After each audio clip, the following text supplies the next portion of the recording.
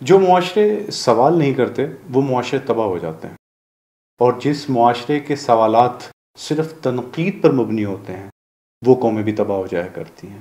لیکن جن معاشروں میں سوال تحقیق کے لیے کیا جاتا ہے وہ معاشرے ترقی پاتے ہیں، کیونکہ تحقیق حق کی جانب لے کر جاتا ہے اور اس کا نتیجہ حقیقت ہی نکلتا ہے۔ ہمارا معاشرہ جہاں پر بہت سے سوالات صرف تنقید برائے تنقید کے لیے کیے جاتے ہیں، وہاں پہ آج کی نوجوان نسل کے اندر سوال اٹھایا جا رہا ہے اصلاح کے لیے اور حقیقت کی جانب بڑھنے کے لیے۔ ہم لوگ اپنے پروگرام کے اندر، جیسے میں نے آپ کو بتایا تھا کہ ہم لوگ انٹریکشن کر رہے ہیں آپ لوگوں کے ساتھ۔ آپ کا ایک بڑا اہم سوال میرے پاس آیا، وہ میں چاہتا ہوں کہ میں آپ کے ساتھ شیئر کروں۔ احسن بھائی، میں کچھ دنوں سے اپنے اندر کے بتوں کو توڑنے کی کوشش کر رہا ہوں۔ مجھے کتنا عرصہ لگے گا کہ میں اپنی وادی خودی پالوں؟ آپ نے کہا تھا کہ جب آپ وادی خودی میں چلے جاتے ہیں تو پھر آپ واپس نہیں آنا چاہیں گے۔ مجھے ڈر ہے کہ جو برسوں کے میرے اندر بت پلے ہوئے ہیں، کہیں وہ میری ہلکی سی غفلت کی وجہ سے پھر سے نہ آباد ہو جائیں۔ یہ آپ نے سوال کیا اور بڑا اہم سوال ہے۔ ڈاکٹر علامہ محمد اقبال رحمۃ اللہ علیہ کا ایک شعر ہے، جرت ہے تو افکار کی دنیا سے گزر جا، ہے بحر خودی میں ابھی پوشیدہ جزیرے۔ افکار فکر کی جمع ہے۔ ہمارے اندر یہ بت ہیں کون سے حقیقت میں؟ اس کے لیے ہمیں پہلے ایک اس بات سے گزرنا پڑے گا جس کا تعلق ہمارے دین اسلام کے ساتھ ہے، اور اس بات کے ساتھ ہے جس کے لیے ہمیں 1450 سال پیچھے جانا پڑے گا۔ اور جب ہم 1450 سال پیچھے جائیں گے تو ہمیں اس بات کا اندازہ ہوگا کہ یہ بات کتنی اہم ہے۔ ہماری بنیاد کلمہ ہے۔ کلمے کی بنیاد کہاں سے شروع ہوئی؟ جب حضور پاک صلی اللہ علیہ وآلہ وسلم نے مکے میں ایک اونچی جگہ پر کھڑا ہو کر کے ایک چوٹی پر تمام کافروں کو اکٹھا کیا، اور آپ نے وہاں پر ایک تجربہ کیا۔ وہ تجربہ کیا تھا؟ یہ واقعہ تو ہم سب نے سنا ہوا ہے، لیکن ہمیں دیکھنا پڑے گا کہ اس واقعے میں ہمارے لیے کیا سبق ہے۔ یہ وہ وقت تھا کہ جب آپ صادق و امین مشہور ہو چکے تھے۔ کفار بھی یہ جانتے تھے کہ حضرت محمد صلی اللہ علیہ وآلہ وسلم کبھی امانت میں خیانت نہیں کرتے اور وہ کبھی جھوٹ نہیں بول سکتے۔ خیر، وہ وقت آیا جس وقت آپ نے نبوت کا اعلان کرنا تھا، تو آپ نے جب وہاں کے لوگوں کو اکٹھا کیا تو آپ نے ان سے پہلا سوال کیا۔ آپ نے کہا کہ اگر میں تم سے کہوں کہ اس پہاڑ کے پیچھے دشمن تاک لگائے بیٹھا ہے تو کیا تم میری بات مان جاؤ گے؟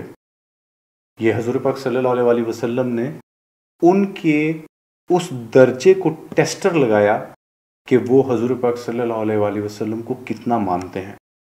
تو سب نے، تمام کفار نے یک زبان ہو کر کہا کہ ہم احمد آپ پر یقین کریں گے کیونکہ آپ جھوٹ نہیں بول سکتے۔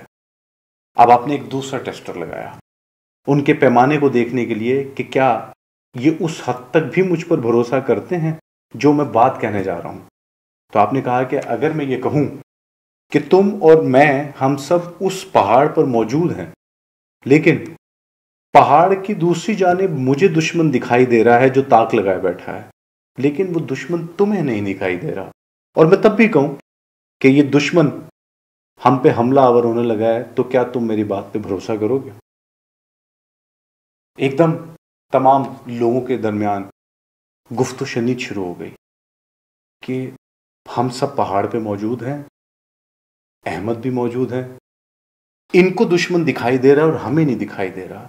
تو کچھ دیر کی چہمک گوئیوں کے بعد ان سب نے یک زبان ہو کے کہا کہ نہیں احمد، ہمارے دیکھنے میں کوتاہی ہو سکتی ہے مگر آپ جھوٹ نہیں بول سکتے، ہم یقین کریں گے کہ دشمن تاک لگائے بیٹھا ہے۔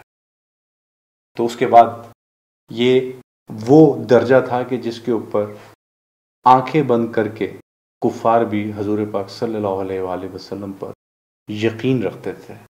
مگر وہ کیا ہوا کہ جیسے ہی آپ نے کہا کہ پڑھو لا الہ الا اللہ محمد الرسول اللہ، تو تمام کفار تتر بتر ہو گئے۔ وہاں صرف 3 شخصیات بچی، حضرت خدیجہ رضی اللہ تعالیٰ عنہ، حضرت ابوبکر صدیق رضی اللہ تعالیٰ عنہ، اور حضرت علی کرم اللہ وجہ۔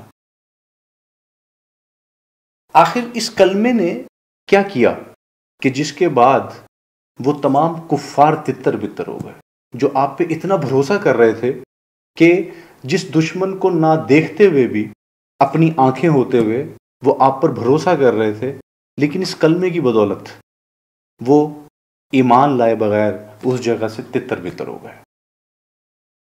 جی ناظرین، میرے نوجوانوں، وہ لا الہ الا اللہ محمد رسول اللہ عربی کے اس جملے سے واقف تھے۔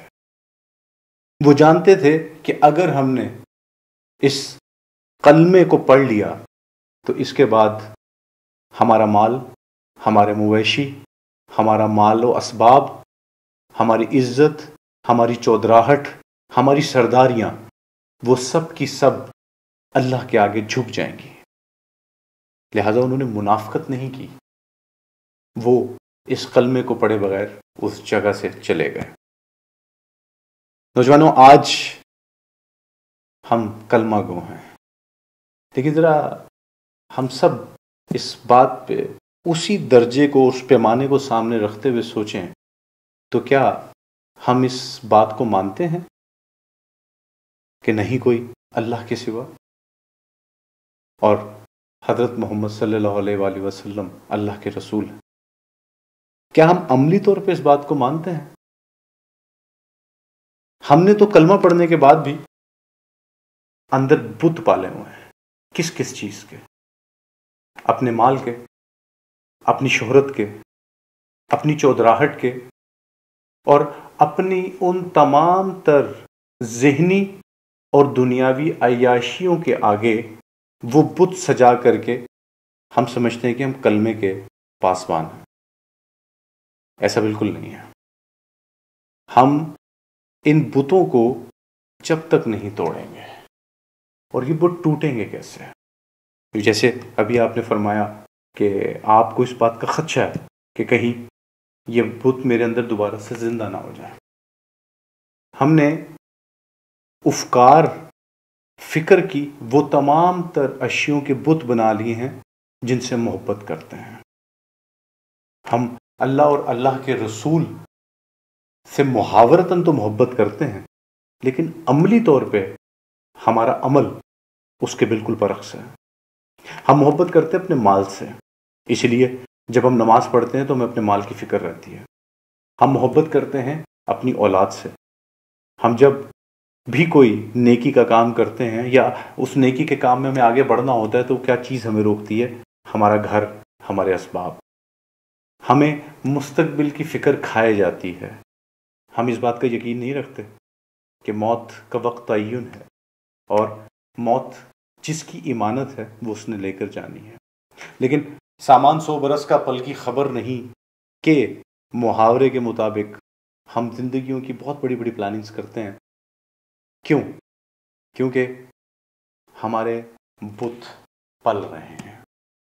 ہم ان کو اچھے کپڑے پہنا رہے ہیں، ہم ان کو نہلا دھلا رہے ہیں، ہم ان کو اچھے پرفیوم لگا رہے ہیں اور ان کو جوان کر رہے ہیں، کیونکہ ہم ان کی پرستش کر رہے ہیں۔ اور ان کو اگر ہم نے نہ توڑا تو جو ذلت آج دنیا میں ہمارا مقدر بنی ہوئی ہے، یہ ذلت بڑھتے بڑھتے ہم سے خدا نہ خواستہ ہمارا کلمہ نہ چھین لے۔ ہم نے عملی طور پہ تو اپنے قلبے سے دستبرداری حاصل کر لی ہوئی ہے، لیکن ابھی بھی وقت ہے۔ اگر ہم خدا اور رسول پاک صلی اللہ علیہ وآلہ وسلم کے بتائے ہوئے طریقوں پر نہ چلے تو ہماری زندگیاں جس اضطراب کی کیفیات سے گزر رہی ہیں، جس طریقے سے ہمارے معاشرے میں منافقت پھیلتی چلی جا رہی ہے، تو ذرا دھیان دیجیے اس بات پہ کہ مشرکین مکہ کیا کرتے تھے۔ وہ بھی تو یہی کرتے تھے۔ وہ آپ کی محفل میں آتے تھے تو کہتے تھے کہ ہم آپ کے ہیں، اور جیسے ہی کافروں کے پاس جاتے تھے تو وہ کہتے تھے کہ بس ہم تو صرف ان کو سننے جاتے ہیں، ہم اصل میں تو تمہارے ساتھ ہیں۔ تو کہیں ایسا ہی تو نہیں ہو رہا کہ ہم نماز بھی پڑھ رہے ہیں، روزے بھی رکھ رہے ہیں، زکوٰۃ بھی دے رہے ہیں، حج بھی کر رہے ہیں، عمرے بھی کر رہے ہیں، مگر ہمارا جیسے ہی عبادت سے زندگی کی جانب عمل بڑھتا ہے، تو ہم انہی کفار کی مانند اپنے بتوں کی پرستش کرنا شروع کر دیتے ہیں۔ تو عبداللہ، آپ نے جو سوال کیا کہ آپ کو اس بات کا ڈر ہے کہ کہیں آپ کے وہ بت زندہ نہ ہو جائیں وادی خودی میں رہتے ہوئے۔ وادی خودی میں رہنے والوں کے لیے اجازت ہی وادی خودی میں تب ہوتی ہے جب وہ اپنے تمام تر بت توڑ دیا کرتے ہیں۔ افکار کی بلندی سے نکلنے کے لیے، افکار کی دنیا سے نکلنے کے لیے بلندی کی ضرورت ہوتی ہے۔ اور بلندی کب نصیب ہوتی ہے؟ ڈاکٹر علامہ محمد اقبال رحمۃ اللہ علیہ کا جو شاہین ہے وہ بلندی پر کیوں رہتا ہے؟ کیونکہ وہ پستی کے تمام تر پروڈکٹس کو ڈینائی کر کے اپنی زندگی خود چنتا ہے۔